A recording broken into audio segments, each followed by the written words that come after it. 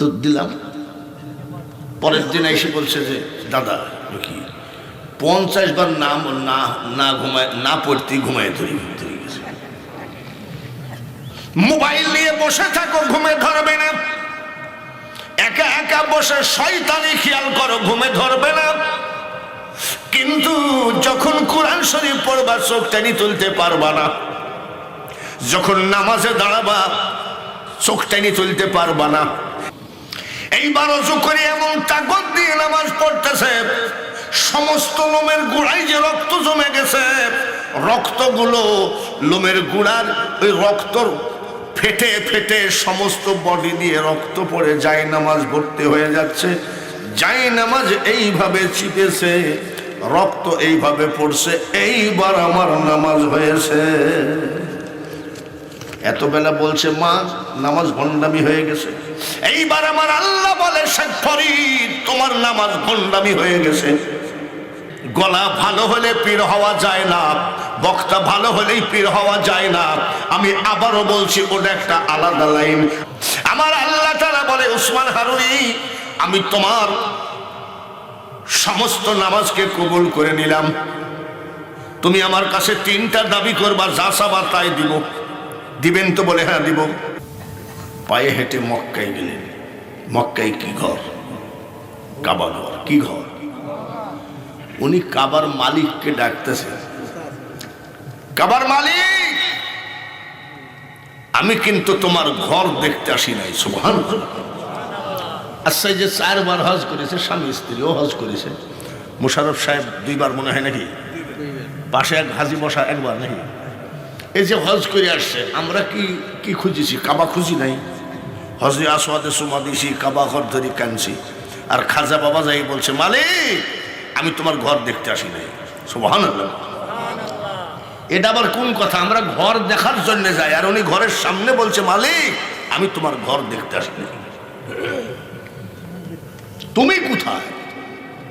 ইমামে আজম আবু হানিফা রহমাতুল্লাহ আলাইহি তিনি মক্কা শরীফে যাই বলছে মাবুদ আপনি কই? আপনার ঘর দেখতে তো আসি নাই।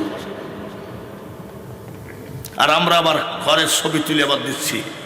খানে কাবা জিয়ারত করছে বাঙালি হুজুর। আরে সেলফি বাস, কি বাস? এগুলো আমি পছন্দ করি না, কেউই পছন্দ করে না। এগুলো হলো লোক দেখানো। হজ কি লোক দেখানো?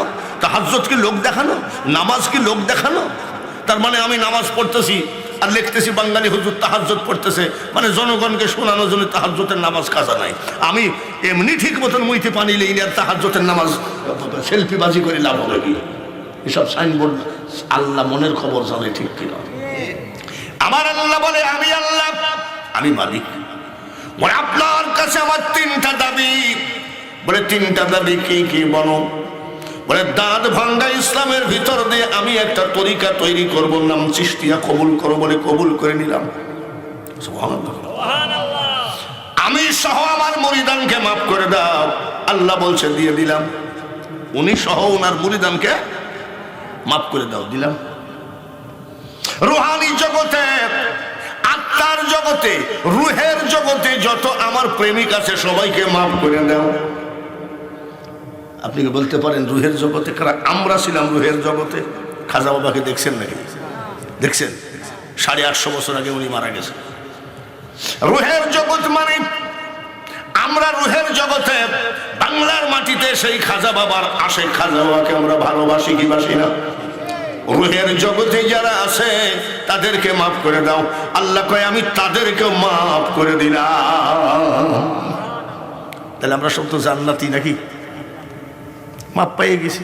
জান্নাতে তো সস্তা কথা না। ওনার উস্তাদ যিনি উসমান হারুনি, মক্কা শরীফে নামাজ 1 রাকাত নামাজ পড়লে কত নেকি ভাই? 1 লাখ। মদিনা শরীফে 50,000। আর ওই যে কাফেররা দখল করে এসে বাইতুল আকসাতে পড়লে 25,000। বাইতুল আকসাতে পড়লে 25,000। উসমান হারুনি রহমতুল্লাহ আলাইহি 50 ওয়াক্ত নামাজ মদিনার জমিনে পাঠ করলেন, পড়লেন।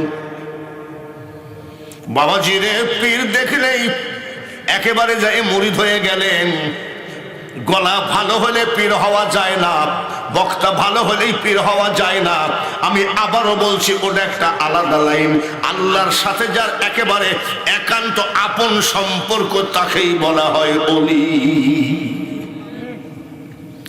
বাইরে আমার 50 ওয়াক্ত আমার আল্লাহ তাআলা বলে, উসমান হারুনি, আমি তোমার সমস্ত নামাজকে কবুল করে নিলাম। তুমি আমার কাছে 3টা দাবি করবা, যা চাবা তাই দিব। দিবেন তো? বলে হ্যাঁ দিব। বলে 1 নম্বরে আপনি আমাকে মাফ করে দেন, বলে দিলাম। 2 নম্বরে আমার মুরিদানকে মাফ করে দেন, আমি দিলাম। 3 নম্বরে আখেরি পয়গম্বরের পৃথিবীতে যত উম্মত আছে সবাইকে মাফ করে দাও। আল্লাহ কই, এইটাই তো ঝামেলা করলা। সবাইকে যদি মাফ করে দিই তাহলে তোমার খেলা শেষই হয়ে গেল। কি বুঝলেন? তার মানে তার খেলা ঠিক রাখতে গেলে দুজকেও ঢোকানো লাগবে। তা তো হয় না। বলে আপনি যে বললেন 3টা, বলে যাও যাও, আমি তোমার ওটাও রাখলাম। আমার হাবিবের সমস্ত নামাজি উম্মত গুলোকে আমি মাফ করে দিলাম। খুশি হয়েছেন নাকি? কাদেরকে মাফ করলো? জোরে কর। তা আমার সামনে যে হাজী মুজাম্মেল দাঁড়ায় আছে, আমিও নামাজ পড়তেছি, ও নামাজ পড়তেছে। আমি যে বের হয়ে বলছি, হাজী সাহেব আপনার বৃদ্ধ আঙ্গুল নড়ে গেছে। আমি দেখলাম কেমনি? তুমি কি নামাজ পড়িছ না লোকের বৃদ্ধ আঙ্গুল নড়ল সেইটা দেখতে গিয়েছ?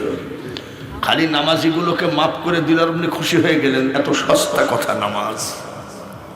নামাজ যদি এত সস্তা কথা হলো, হযরত শেখ ফরিদ নামাজ আদায় করতেছেন এমন ভাবে সমস্ত শরীরের ঘাম যাই নামাজ ভিজে, উনি এইভাবে যাই নামাজ শিখতেছে, দর দর করে ঘাম বের হচ্ছে, যাই নামাজ ঘামের ভাইসে গেছে।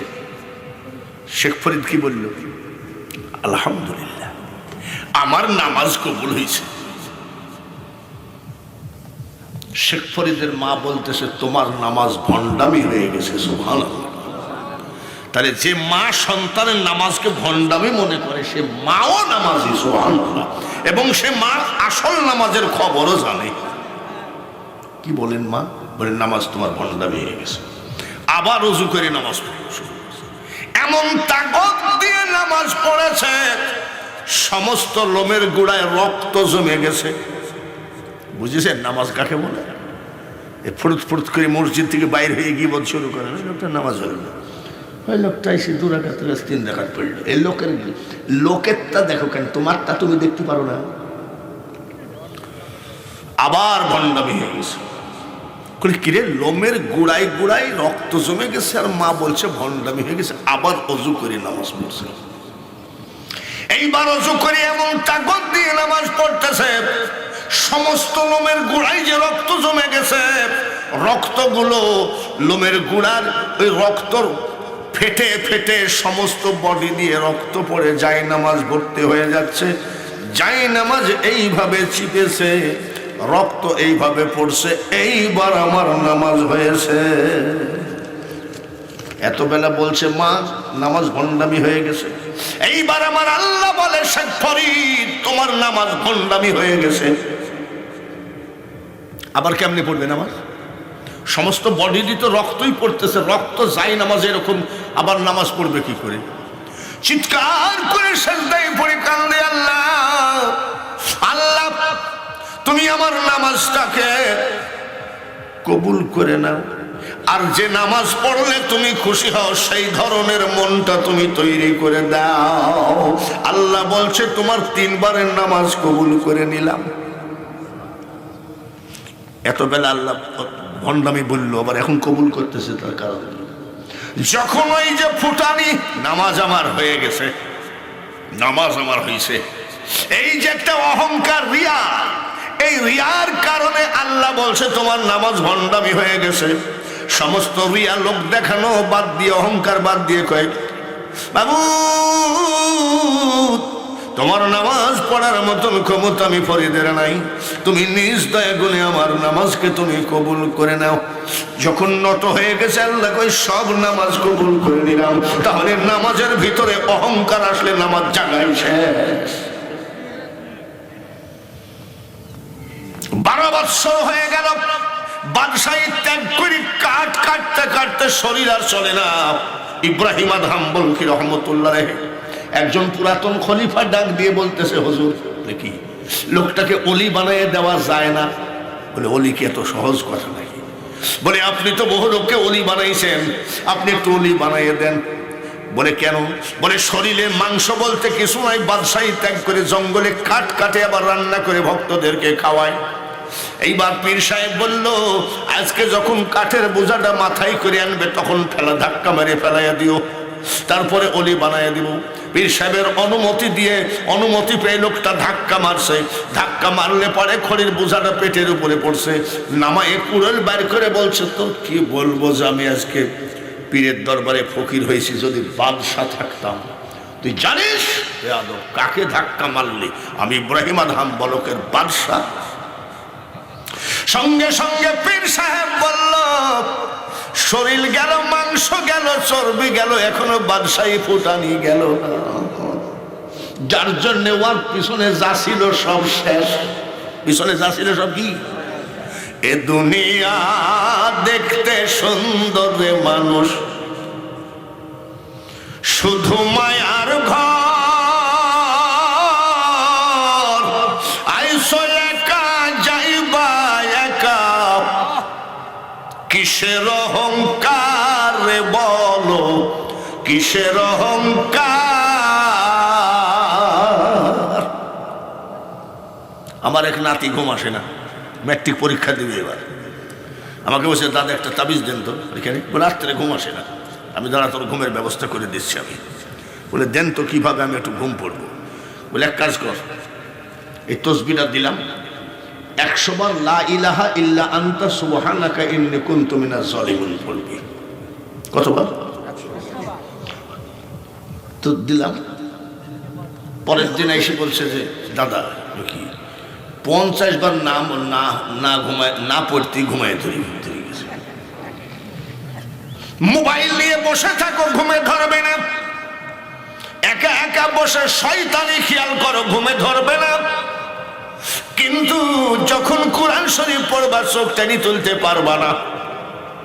যখন নামাজে দাঁড়াবা চোখ টেনে তুলতে পারবা না। এইগুলো কেন আসে জানো? এত বুঝো, অত বুঝো, নিজের ভিতর থেকে শয়তানটাকে বের করে দিতে পারো না। মা রাবিয়া বসরিকে বলছে, আপনি এত আদব শিখলেন কোত্থেকে?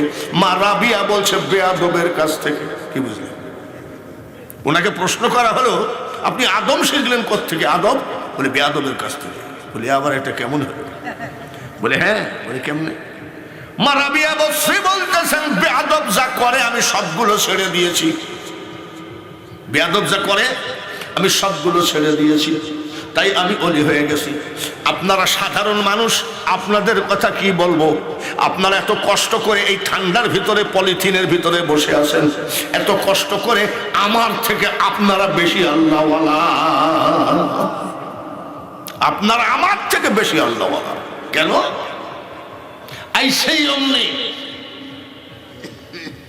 বড় চিংড়ি, নদীর বোয়াল মাছ, নদীর কই মাছ, নদীর মাগুর মাছ, গরু, মুরগি, খাসি, আবার খাওয়ার সাথে সাথে কই একটু পাইস।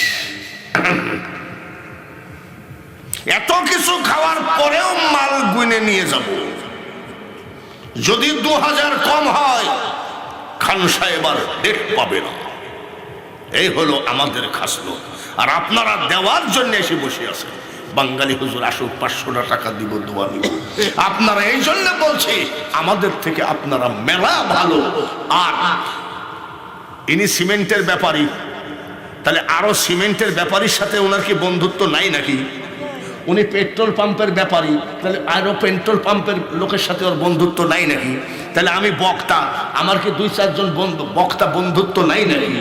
বক্তাদের খাসলত দেখলে মনে হয় আমি, আল্লাহ তাআলা মাফ করুক, আমার এই কথাটা যদি তোমরা ইন্টারনেটে দাও আমি বেশি খুশি হব। আজ 2023 সাল, আর ঘন্টাখানিক পরে 24 সাল হবে। আমি বক্তাদের খাসলত দেখলে মনে হয় বক্তারা জাহান্নামকে একেবারে তোলপাড় করে ফেলবেন। তার কারণ এদের যা খাসলত।